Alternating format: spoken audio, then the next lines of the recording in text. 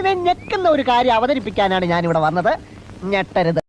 നമ്മുടെ ഒരു അവസ്ഥയിൽ നമ്മൾ എങ്ങനെ ബിഹേവ് ചെയ്യുമെന്ന് ഈ ലോകത്ത് ഏത് അശ്വന്ത് ഗോകിന് പറയാൻ പറ്റും? ആവശ്യമില്ലാത്ത ചോദ്യങ്ങൾ ചോദിക്കരുത്. ഞാൻ പറഞ്ഞതിന്റെ പൊരുൾ മനസ്സിലായോ? മനസ്സിലായി. പറയുന്നത് അങ്ങോട്ട് അനുസരിച്ചാ മതി.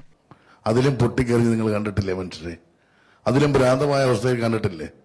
പിന്നെ അശ്വന്ത് ഗോക്കാണ് തീരുമാനിക്കുന്ന ഓരോ മനുഷ്യന്റെ വികാരം. ഇതെന്താ സൂചേട്ടാ നാട്ടുകാരൊക്കെ ഇങ്ങനെ നോക്കുന്നേ?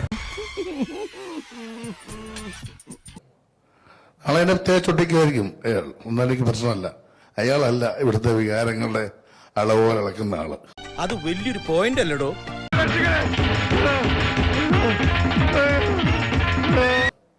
അയാൾ അളവ് തുടങ്ങിയിട്ടുണ്ട്, പക്ഷെ അളവ് നല്ലതല്ല അയാൾക്ക്. ആ കുട്ടിയുടെ പെർഫോമൻസ് കണ്ട് ആരെങ്കിലും പറഞ്ഞു ആ കുട്ടിയുടെ പെർഫോമൻസ് ആണ് ആ സിനിമയിൽ ഒറ്റ സീനേ ഉള്ളൂ. ആ പെർഫോമൻസിൽ ഈ സിനിമയില്ല. നിന്നെ പോലുള്ള വിവരദോഷികളും അല്പന്മാരുമാണ് മലയാള സിനിമയുടെ യഥാർത്ഥ പ്രതിസന്ധി.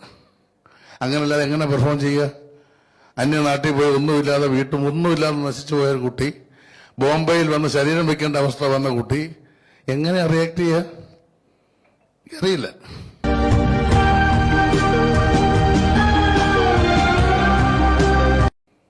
അപ്പൊ ഞാൻ പറഞ്ഞതേ ഉള്ളൂ.